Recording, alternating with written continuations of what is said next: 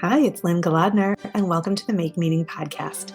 I'm a writer and entrepreneur, and through decades of writing articles for magazines and newspapers and authoring books, I've learned that we succeed through inspiration from storytelling and deep and mutually beneficial relationships. This show began in 2018 after my father was diagnosed with a terminal illness, and I wanted a way to capture his stories and record his insights. It's grown since then to share stories of how people around the world make meaning from very ordinary pursuits. Now I focus on sharing the stories of writers, authors, and those in the world of publishing to learn how and why we create stories that help us make meaning from the mundane. I'm a former journalist and marketing entrepreneur, and I've been teaching writing for more than 2 decades. As a writing coach, I help authors build their brands and share their words. If you'd like to write with me, check out my offerings at lynnegolodner.com. And you'll find more episodes of this podcast at makemeaning.org, as well as on every podcast platform you can think of. If you like what you hear, please give us a 5-star review at Apple Podcasts. Thank you for tuning in to the Make Meaning podcast. Now, on to the show. Hey, everybody. This is a super special episode of the Make Meaning podcast because my debut novel, Woman of Valor, is making its debut in just a few weeks. And so today I am on the other side of the microphone as the guest being interviewed on this podcast. And the host is my longtime friend, soul sister, amazing writer, incredible advocate for just about everyone, Katie Scott. Katie is a phenomenal person. She's a Washtenaw County, Michigan politician, and she's a nurse, and she's this writer that I wish I could be. So anyway, I've invited Katie to interview me about Woman of Valor, and I hope you enjoy the show. So hey, Katie. Hi, Lynn. It's so fun to be on the podcast with you. I'm very excited. I have been looking at your podcast and listening forever. And so I'm so excited that I get to be here today to talk to you. This is really fun. So I just want to tell my listeners, Katie is one of my favorite people of all time. I call her Rabbi Katie. She's been a writer friend, a religious friend, just everything, like a sister. And of course, I had to give her Woman of Valor when I wanted an honest opinion before I said it was ready to publish. And so who better to interview me on my podcast about my novel that's coming out September 26th. Lynn, I was really excited to get the copy of Woman of Valor and read it. And of course, I reread preparation for doing this interview with you today. And I'm just so excited after all of these years. This is the point that we're at where I am talking to you about this amazing novel that you've written.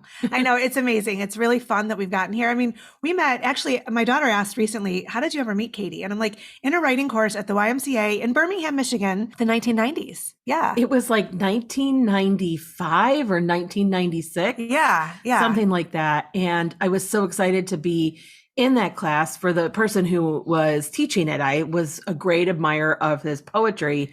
In actuality, the best thing to come out of that class was my friendship with you. 100%, 100%. We met other writers there too, but you're part of my family. You are my family. Yeah. And so it's just so cool. And we're both writers, even though we've done other careers too. I just remember the times we would go to the coffee shop in Plymouth and write together. It was our halfway point. And I think I remember bringing Eliana in a baby car seat, maybe. I think you probably bring Eliana in a baby car seat. Yeah. I also know that I was there when Eliana was born. Yes. Not there. Yeah, minutes later. But minutes later. Yeah. Because it happened to be Shabbos. Yeah. And so there weren't a lot of people around, and you were in the now closed alternative birthing center at Providence, and you had this big giant queen bed or double bed. And I could remember coming and laying in the bed with you and Eliana being between the two of us. Yeah, because my ex walked to synagogue to name her. And so they brought 2 meals for me and my husband, and you got the other. And I got the other meal. There was Haagen-Dazs ice cream. I remember that. So funny. I didn't remember that till just now. Well, when now you keep kosher, you really appreciate the little things that are tasty. So, that is so fun. That is really fun. So, that's good. Yeah. Well, Lynn, also, I want to say, I feel like you're also an inspiration to me because we did start as writers together. And we know we've talked about this, about my true calling is to be a writer. So I'm really trying to carve out time in my schedule to write every day. So hopefully we'll be doing a podcast like this at some point, and we can be talking about my book, Absolutely. maybe published by Scotia Road. Yes, say the word. Your book. I mean, I don't even have to see it to know that we would accept it, but yes, 100%. I can't wait for that day. That'll be really fun. It's great. Yeah. Okay, Lynne, I have a whole page of questions that I wanted to ask you about. And so let's just get started. So I was thinking about this novel and wondering, why did you feel it was important to write this novel from an Orthodox/modern Orthodox woman's viewpoint? Like all the stories in all the world. Yeah. And you're not Orthodox yourself now. Right. So why write it from this viewpoint? This is such a great question to start with. So I started writing this novel in 2011. So I was just 3 years out of being Orthodox and divorced from my first husband. And I wrote like 60 pages. And it was about this very angsty young woman who had become Orthodox and she hated her life. And I got to like 60 pages and was kind of bored with it. And I put it aside. And I came back to it 10 years later, in 2021, when I got really serious about pivoting to be a novelist and to focus on my author career more than anything. And I really didn't like it. I was like, there are so many books out there about people who were Orthodox who had miserable experiences and left. So that's been done. Yeah. So what could I offer that was different? And I don't know why I wanted to salvage Sally, the main character, or, the premise of this story, because I basically rewrote it from scratch. But I decided to challenge myself because I was Orthodox and I left Orthodoxy. I still think there are some beautiful things about that way of life and some that I still incorporate into my life today as what I would say, I mean, maybe I'm a secular Jew, I guess, but I observe in little ways that are meaningful to me. And so I wanted to write a book about a woman who chooses to be Orthodox and meets challenges along the way, but still chooses to stay because she sees the overall goodness of that community. And so sort of sending a message that there are always challenges wherever you are, but you make your peace with it and you find your place. And so it became a challenge to write that story, but I think I pulled it off. I think you pulled it off too. And I'm going off my list of questions, which of course you have not seen. No. And I'm thinking about you writing this book and what it means in the kind of like canon of Jewish literature. Yeah. And I'm thinking about some like books that we've both loved from the past that have very strong Jewish characters, very strong Jewish male characters. Yeah. So did you make a conscious effort to create a strong Jewish female character? And where do you think the role for that is in like the kind of canon of Jewish literature? Well, yeah, because in Orthodoxy, one of the biggest criticisms, both generally and from myself, is the second class situation of women. And there are lots of ways to rationalize it. And I definitely tried to find those when I was there.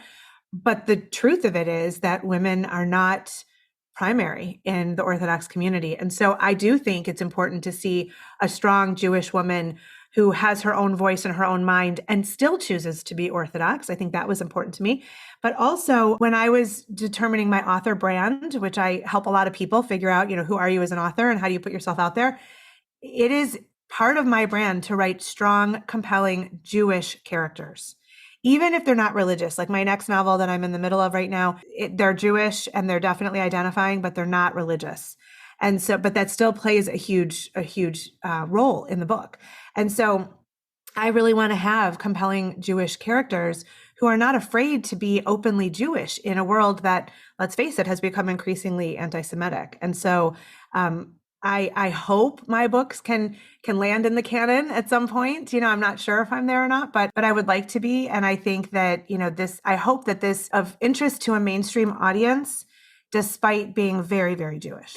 I think that reading it will be. Yeah. I think that there is kind of become a mainstream interest in some of those things. Particularly people have curiosity about the Orthodox world. Yeah. And I think this opens it up to them. So for people who aren't familiar with that, reading this book and having the entree to this world be a strong woman who leads her family in decisions, who is flawed and who helps her husband discover what's important to him. I think that's a great entree for people to have. So I think that's fantastic. And I think for making your point about having strong Jewish characters, I love, because you can correct me on this statistic that I just read about Jewish people being 5% of the population, but being 2%. It was maybe 5, was it of the US or the world? I don't know. 5% Okay. is the thing I read. And Okay. the statistic I won't get right, though, I think was that they are the object of 55% of hate crimes. That number's right. Yeah, for sure. So I think that creating these books with these strong characters, these real characters, is very important, because I think the best literature can create empathy in other people. Yeah. And I can see how your work is doing that. Oh, thank you. That's awesome. I'm going to skip to another totally different question, but still kind of in this genre. There are a lot of descriptions of cooking and food in the book. And as somebody who's eaten at your house, I can recognize this as a little bit of you in this book. What is it about food that's so important in this book, in your life, and in Jewish culture? So that's such a great question. I love that. And I think there are a couple of things. I mean, first of all, I think one of my rebellions against my family, whom I love, but if they're listening, but I think one of my rebellions was to cook and to bake and to learn how to do things from scratch. So like one of my greatest accomplishments early on when I was married the first time was baking challah, because like to bake bread, oh my God, you don't buy it in a plastic bag from somewhere. Like that just felt very empowering to me. And the more I did it, the more I felt like I can survive on my own because I have these skills. So that was really big. And then I just absolutely love feeding people and nourishing people and having people around my table. I mean, you know that you're there as much as I can get you there. And I just love to see the delight on people's faces when they sample things that I've made, and to know that it's all within my ability. It's, I don't have to turn to anybody else for that. So that's big for me. And as far as for Sally in Woman of Valor, it's one way that she bonds with her kids. And that definitely I took from my playbook, because that is something I've done with my kids since they were little. From the time that, they were in like a baby backpack, sort of watching me over my shoulder as I'm dealing with things on the stove or standing on chairs and like punching the dough, just like they do in the book. But it's really her way of like making a home and having experiences, tactile experiences, building memories with her children, and also elevating the observance, So, when there are these delicious flavors and everybody's involved in making them, and then they all come together, and it's just a way to notice the details and the moments, which is what observance is all about. So the food is an important thing, and actually created Sally's Sabbath Recipes cookbook. Oh, that's so fun. That is sort of a value add for readers of the book. And so that's something that you can download at my website, lynnegolodner.com. That's really fun. I had no idea. Yeah. I also think that when I read it, I felt like there's also the idea of tradition that I feel like in Jewish culture is so much carried through with food also. And so I think about like being at your house and having gefilte fish that was your grandmother's recipe. Yeah. And your son makes the fluff, the strawberry fluff, also your grandmother's recipe. So how these things get carried down and really create a strong sense of tradition, that everybody has had these recipes and that they'll continue to be carried down.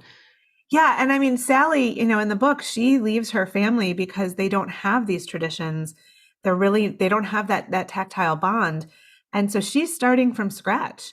And so this is one way that she creates the sort of the bond in her family, the glue that holds them together, and things that, hopefully she's creating a legacy over time. Okay. So Lynne, that makes me think about another question I was going to ask you. And it's really right after the cooking question, as if this flow was just going to happen. But do you think that you'll write about Sally and Barry again? And it's just such a dynamic relationship that is really changing, especially with all of the different things that happen in the book.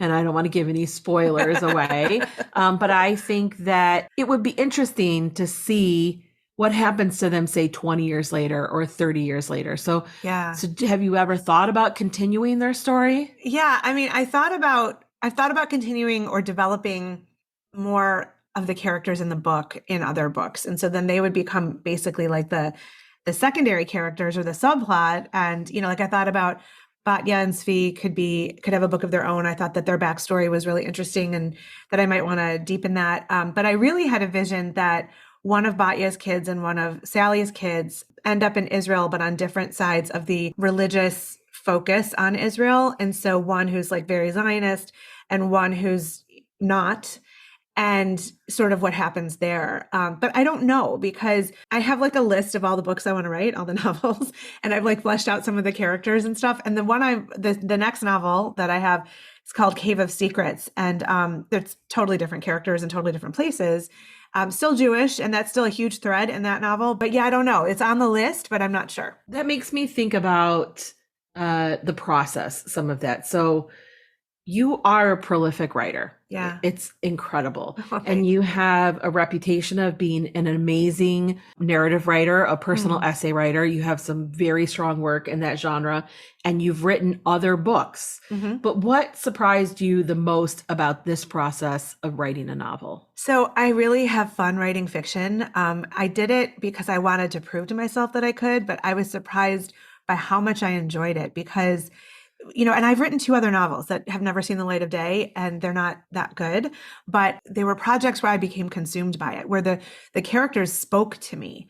And I was like, oh, I didn't see that coming, or, oh, how did that happen? Which is really, really fun. And this definitely happened with Woman of Valor. It's happened with Cave of Secrets. But what I did differently after writing Woman of Valor is I really, and as a writing coach, this is important, I got very enamored with the idea of planning out the book. So there's this whole argument about plotters versus pantsers, writing by the seat of your pants or plotting it out. And I was always like, I'm a pantser, and that's just how I am. And that's true.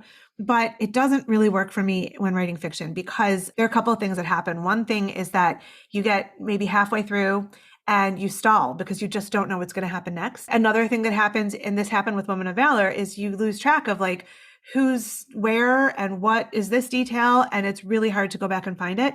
And so I ended up with Woman of Valor having a 2 documents open on my computer, and one was like a list of the characters and then their connections so that I would use the same names or I would remember them. Like I just really I got lost. And so for Cave of Secrets, I planned it out, it spent a month planning this novel, and I have a synopsis, I have character sketches, I have point by point, like the big 15 beats. It's called a beat sheet. It comes from Save the Cat, so I didn't create it, but I tweaked it. So many questions in there. Yes. The beat sheet from Save the Cat. Save the Cat is a book, and it's to help writers really structure their writing. And there's a beat sheet for memoir and a beat sheet for novel.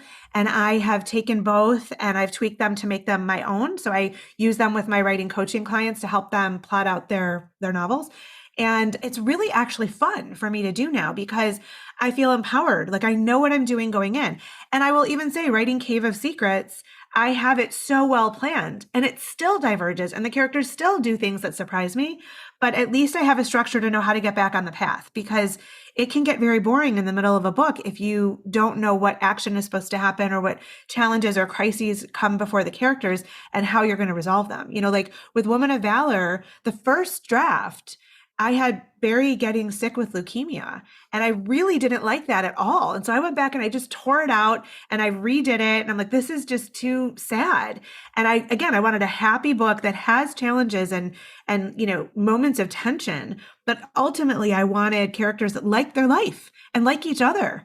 And so I didn't really want a character to have cancer. I just didn't, so plotting has become my new best friend for a process. I think that's really interesting because I'm definitely a pantser. And I can see where it's stalled my own writing, where I have written so far and so much of something. And then I'm sort of like, I don't know how to progress these characters further. So I think that idea of having a plot, I'm listening to you talk and thinking about how I can go home and look at a beat sheet. I'll send it to you. A beat sheet and plot out my idea of my novel. Yeah. And even how if you have a beat sheet, if your novel's not taking a traditional form, a regular story arc and kind of going back and forth in time, that beat sheet could still help you. It gives you a structure. I will definitely send it to you, but feel like I know where I'm headed.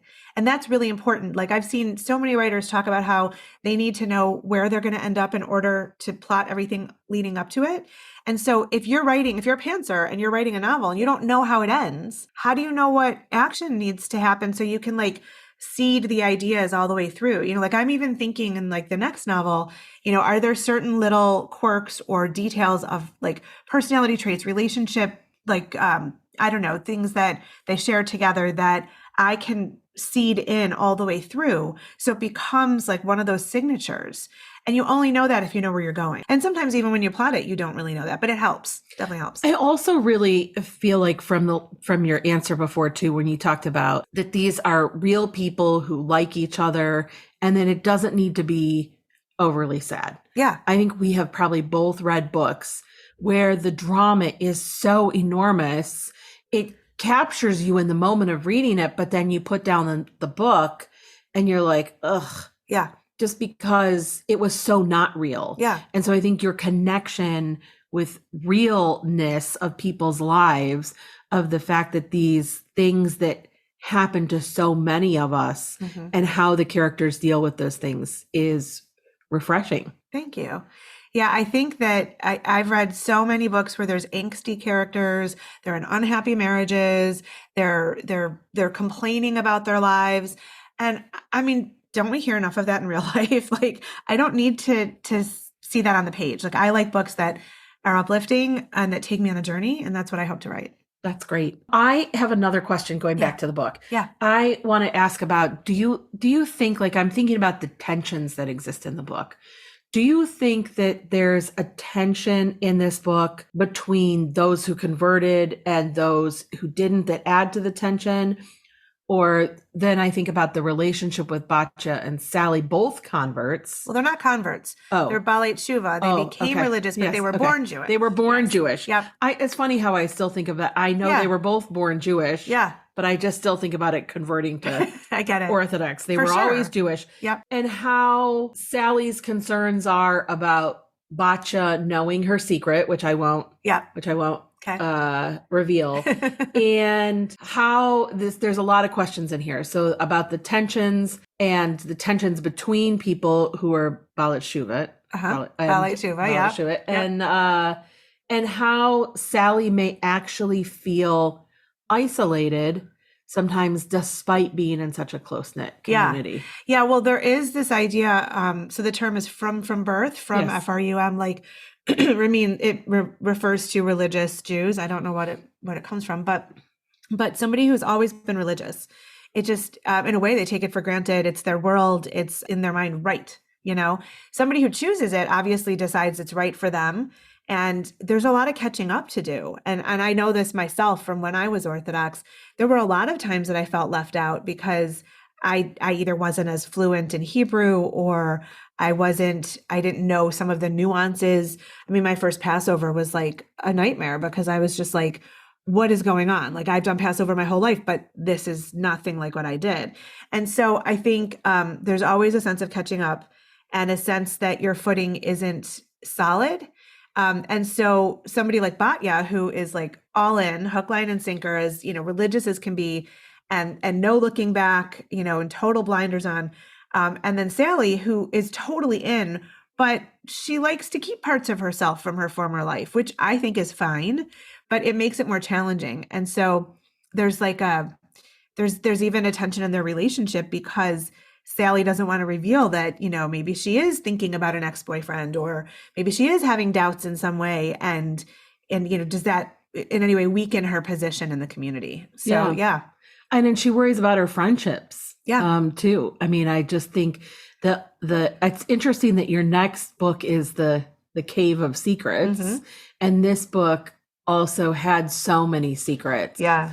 In various places in the book that the characters were always, or particularly Sally, kind of dancing around, and then how Barry gets involved in that as well, too. Yeah. I mean, I think we all have secrets. And I think that one of the things I learned from being Orthodox is that everybody acts out in some way. So even if they seem 100% committed to being religious, they're not. There's always something. So like I remember one of the things you don't do on Shabbat, on the Sabbath, is you don't use hot water.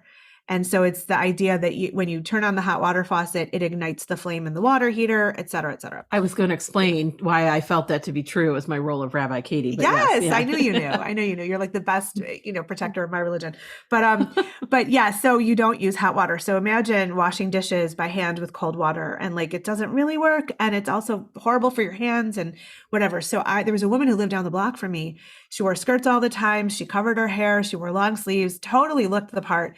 And we were talking one time and she's like, oh yeah, I wash my dishes with hot water on Shabbat. And I was like, what? Like, are you kidding me? And she's like, well, first of all, it's terrible it's so cold on my hands. They hurt and I don't get them clean. So I have to get them clean. They're going to use hot water. And she was so laissez-faire about it. And I remember telling my husband at the time and he was mortified. Like, how dare she? But like, he did his things that weren't quite observant. Like everybody does. And there've been tons of articles about like the more religious you get, the more you act out, I don't know, like in secret ways, because you can't come clean in your community because people will judge you. And so I think there are always secrets. I just read a book that was about an Orthodox community in London. And one of the characters' families, they had a TV that they kept in the closet. So they would bring the TV out to watch football, aka soccer matches. And at some point when they're thinking about sending one of their kids to one of the yeshivas, one of the questions is, do you have a TV in your house? And they have this huge thing about whether they can lie on the application, because it's one thing to have a TV, and quite another to lie about it. Well, yeah. So I remember at my first wedding, I mean, we all make up these like what's okay and what's not for ourselves. But at my first wedding, I had a friend who was one of the bridesmaids, and she and her husband were there, and they're Jewish, but not religious. My soon-to-be sister-in-law, who I have had 3 sisters-in-law who are lovely people, and one of them lives in Israel and is very, very ultra-Orthodox, super amazing person, and probably still my favorite of my former sisters-in-law. But she lives in such an insular enclave in Israel, and she was here for the wedding. And my friend's husband reached out his hand to shake her hand, and she flipped out and like waved her hands away to like, no, I can't touch your hand. Cause like a woman touching a man out of marriage is not allowed. And I remember my rabbi saying, it is a worse sin to humiliate someone than it is to shake the hand of the opposite sex. And so it's like, where do we make up these rules? Like, you know, so I mean, listen, the TV in Sally and Barry's home is behind a cupboard, and it's only for like videos for the kids that are approved, you know, so, or in the basement when she's running on the treadmill, you know, she's watching I Love Lucy because that's approved. So yeah, there are all these hypocrisies and double standards for sure. Well, I think that though, that's one of the things that's evident in the book though, is that how people are making meaning, which is a theme for you, making meaning. And so I think it's evident how people are making meaning about different things. And I think that is clear. So Sally makes meaning in her life in one way and Batya makes it in another. And I think that one of the things that's really interesting is how you're able to write about those things seemingly without judgment. I mean, like I sometimes like even reading it, I was like, I wanted a little bit like say something more about that. But then I realized that's part of the book though, too, is that openness to how people are making meaning in their lives and the willingness you give people to do that themselves. Yeah, I'm so glad that it didn't come across as judgmental. And I was really careful to not do that, because there's a ton of judgment. I mean, we're all human and we have these weaknesses. And so like we do that. But I think that, you know, as much as we're sitting here joking about like the hypocrisies and double standards, you know, I think striving to fulfill this ideal is an amazing goal, you know? And so in the book, and also frankly, in the real world, the majority of Orthodox Jews that I've known are doing their best to live according to these ideals because they believe it'll make them a better person and the community better and life more fulfilling. And I think it's something we're striving for. So I'm glad it came across not judgmental. That's awesome. Definitely. So another question about process, just because I want to make sure that we're talking about your process as a writer, because I know another one of the things that you do so well is as a writing coach. And so what did you feel like was the most difficult part of writing this book? And what surprised you the most? Oh, that's a good question. What's the most difficult part of it? I mean, I'm a really impatient person. And so, as you know, is why you're laughing.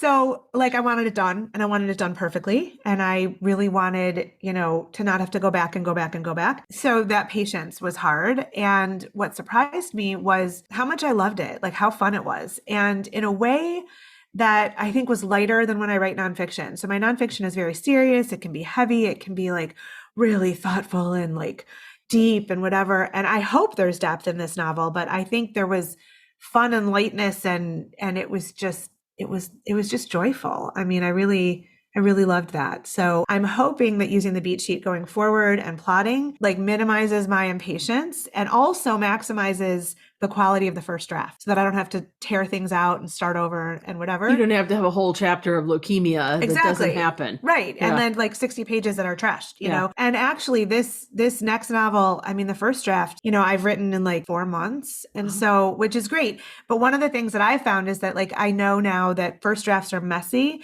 and there will be holes. And so I can then take the time to go back. And once you have a draft, it is so much easier to work with. And so then I'm like, oh, I need to add a scene here. Or, oh, this detail's missing. Or, oh, I want to thread this through. And it's so much easier to fix.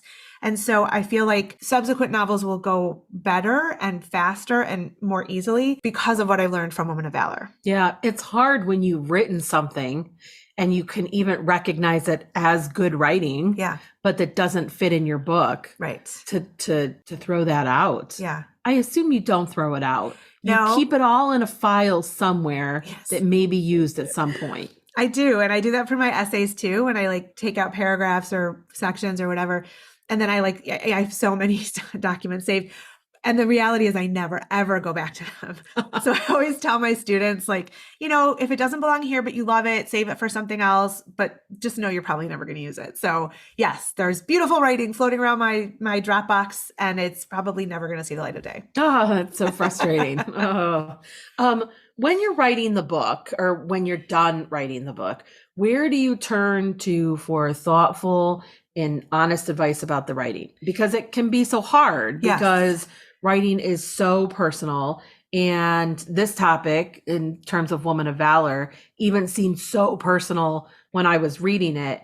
And so where do you go for that? And how do you deal with feedback you don't like? So with Woman of Valor, I did not workshop it in process. Once it was done and then I did an edit and a revision myself, and I felt it was as strong as I could make it, I hired a developmental editor. And it's her job to go through and give macro feedback as well as micro. So she didn't go in and do track changes or anything in the document, but she started with big picture, like here's the main theme and here's where there's a hole and, you know, whatever. And then she went through and did the little things. And so after that, I spent about 6 weeks reworking, and I sent her the first 100 pages after I did that to see what she thought, because that was the weakest part, because I was taking those first 60 pages that were mediocre or at best, and starting from there. And so that was just the clunkiest. And so I really got in my groove after probably, 75 pages or so. So I did all that with her, and then I reworked it a little more based on the feedback of those 100 pages. So this is paying her to do it, which I felt was a really good investment. And then when I felt that it was really good, I sent it to you and to my husband, and you both gave really good, solid feedback, not just, oh, I love it, it's great, but like, you know, really thoughtful stuff. And I know you had feedback that I could have kept going and gone back and revised it even more. And I decided that it was fine as it was. It could be better with some of the things you said, but it wasn't necessary for this story. But some of the things you said, I did definitely change. And so I read both drafts. I saw it. So I was really, really selective. The other thing is, you know, I have quite a few critique partners now. So I have a monthly writing group in Michigan, and we meet every month, and people are working on novels and sending chapters at different, you know, meetings. And then I have two individual critique partners that we meet once a month. And one of them is doing a novel, and she sends me like chapters at a time. And so I've debated whether I'm going to workshop Cave of Secrets with them or not, because first of all, I'm impatient. So doing it chapter by chapter when it's like, you know, 50 chapters or whatever it is, it's going to take a really long time. But I know that I cannot workshop it while I'm still writing the draft. And because I feel like then it will distract me from finishing the draft, and it'll go back and fix earlier things, and it's not cohesive. Yeah. So I find that when I'm writing a novel, I need to get out the solid manuscript first before I can ever ask for feedback. And then I'm just really selective about who I ask, because I want real feedback. How important do you feel like it is for writers to have a community that they write in and trust? 100%. Do you think you can be a writer solitary, just writing and not having that community? No, I don't. Yeah. I think, first of all, it's a pretty lonely and isolated endeavor. And you sort of get in your own head and you don't know what's good and what isn't. And frankly, you could feel really lonely. And so I think that for those reasons, you need a community. But I think you have to have critique partners who are going to be honest. You don't want people who are like, it's great, I love it. Like, you want that, but you really need to know what the problems are. And, I'll give an example. There's a writer that I met who has a book out and it's decent. I mean, I read the book, but as I read the book, I'm like, oh my God, you need a developmental editor. Oh my God, there's like this problem or that problem. And it turns out that this writer had critique partners. I don't think there was a developmental editor. And so I feel a little bad saying that. That's why I'm not naming who it is. But I think that if we only have people who support us and are our cheerleaders, we really can't know honestly how the work stands up in the world. And if you want to share your work in the world, you don't have to. You could just write for your own pleasure or for your family or something. But if you want, as I do, to publish books and have people buy them and buy the next one and the next one, you got to make sure it's pretty damn good. Yeah, that's great. I have questions that just to kind of thinking about you talking about this. What has been your journey in publishing and that has led you to Scotia Books? Yeah, so I love this question. I'm so glad you asked it because, I've had 8 books published before this. 2 collections of poetry, 6 nonfiction books. Well, 2 were ghostwritten. And so I've had a lot of experiences and they've all been with small presses or specific publishers. And they were all labors of love, like, on the side of what my real job is, I'm writing a book, So I never really sought to make money at it. I just liked the validation of somebody choosing me to publish me. And so I was really unsure when I started writing Woman of Valor, was I going to try to go the traditional route and pitch agents and publishing houses and see, if that would work or do it myself or, do a hybrid. There's so many ways now to publish that are valid and which is hard to accept because when we were growing up, it was not okay to self-publish, right. So they called it a vanity press. Exactly. Right. Like you couldn't get it anywhere else. So right. It was like a failure, Yeah. So I did query agents and I actually had great responses. A ton of them were like, I want the full manuscript. And I sent it. And all the ones who got the full manuscript loved it. They're like, you're a great storyteller. You're a great writer. I'm so compelled by Sally and Barry. And there was always a but. And what I realized was that it was about money. It was like they couldn't see making money from it. And because maybe the publishers weren't looking for something like this, or maybe it was too Jewish, or one of them called it literary fiction, which to me was the hugest compliment. Yeah. And was like, literary. Thank you. Yeah, I know. She's like, but literary fiction is really hard to break into today. And I'm like, okay, it's literary fiction. Yay. Yay. So I didn't look at it as a rejection. I actually looked at all their feedback as really great. And I think also I really believe in manifesting. And I think part of me was like, I want to do this my way anyway. So I think I put that out there, that energy, and I didn't give it much time. A lot of people, when they really want an agent, they go 6 months, a year, 18 months, whatever. And then I know people who've gotten agents and then they couldn't sell the book. And so it's like, what is the deal? And I feel like life is short. I want to write a book a year and publish it for the rest of my life. And I can't wait for somebody else to give me validation or open the gate and say, here you go. And to make less money. And so that's the thing is that, what I've learned from publishing today is that if you make it through the gatekeepers of the agents and if you make it through the gatekeepers of the publishers and your book comes out, there's no guarantee they're going to give you a second contract. There's no guarantee you're going to make any money. You make such a small fraction. And so I decided to start Scotia Road Books to have a publishing imprint on my book, but also to give another platform for other strong women of a certain age whose work should get out there. So Scotia Road Books is the hybrid press for women over 40 with strong voices that need to be heard. Wow. Yeah. So it's very niche and it's hybrid, which means the writer pays the costs up front, but then they get 60% of the profits. And in traditional publishing, you might get 10%, which means you might get $1 a book, maybe. And if they promote it, and I know so many authors who are doing their own marketing because the publishing houses just don't do it anymore. Like they give you a publicist for 3 days, which as a former PR person, I can tell you 3 days does nothing. Yeah. So all that to say, I feel really good about doing it my way. And I understand that some people might look askance and be like, oh, not good enough to make it, but I don't really care. I feel like if I sell a few thousand copies, I'll be really happy. And if it goes more than that, I'll be over the moon. And my goal is just to sell books, to write books, to sell books, and to build an audience of readers that I can have relationships with. And so I don't know. I think it feels good. There's so much about that answer that I love. One, I love that you took the feedback that you got from agents that you were sending that to and didn't focus on the but. Yeah. I think you have inherently, as part of who you are, a kind of growth mindset so that you don't take a no or a but without turning it around to see how you can make that positive. I think that's been true probably your entire life. And I've known you for at least half of it now. Yes, yeah. And so I've seen that as a constant for you. And also love that when you came up with the idea for Scotia Road Books, you already have thought about where the market is for the who's using Scotia Road Books. Yeah. Who is Scotia Road Books for? And that you have a sort of roadmap already for who Scotia Road Books is for. Yeah. And that you have that stated. I mean, I think that you're right. It is so niche, but there are probably so many of us that fit into there. I love that you're using this also to think about how to empower other women. Yeah. I just have one final question. Yeah. I probably have actually 10,000 more, but people don't want to listen to us talk all day, maybe.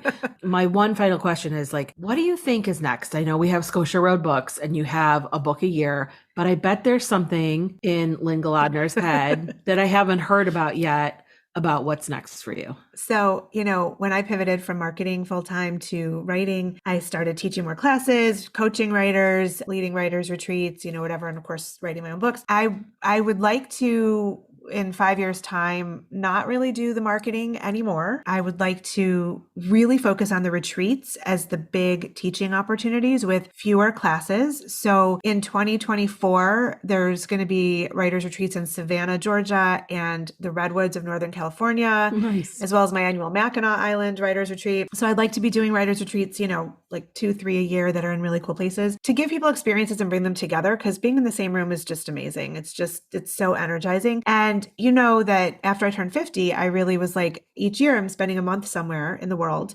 as not just a tourist, but like being there. And so last year was Scotland, this year is Nova Scotia, and I have a short list of places in years to come. And everywhere I go, I meet other writers. And so my global footprint of, writing community has just grown and grown. So that's really big for me. I don't know where I'm going to head next. I mean, I would actually like to have simpler days with not as many things in them. And so I don't know, that's the big mandate, I guess, ahead. That's great. Yeah. Thanks, Lynne, for talking to me about your book and your vision. Thank you. Today, I'm excited that I am your friend, always to see the next steps you're taking. And I'm having a little cry in my eye now for people who are listening to it, because this friendship has been so meaningful in my life, and getting to see Lynne continue to grow and be strong and change people's lives around her has been fantastic. Well, your crying is making me cry. Okay, now we're both crying. I mean, I love you too. And I'm so glad that you agreed to be on this episode and interview me and took the time to read the book and offer feedback. And yeah, you're like a sister, like I said at the beginning. So thank you. All the love. Thanks. Yes, yeah. Thanks. So I'm just going to say for listeners, if you want to get Woman of Valor, you can order it online anywhere you find your books. And the virtual launch party is September 26th. If you go to lynnegolodner.com, you can sign up to be at that party. And we will have a live in-person book launch in Michigan, October 1st. Thank you so much for listening. Thanks for listening to the Make Meaning podcast with Lynne Golodner. You can find us wherever you listen to your favorite podcasts. If you like what you've heard, subscribe and share this episode with the meaningful people in your world. And please leave us a 5-star review on your favorite podcast platform. You can learn more at makemeaning.org or lynnegolodner.com.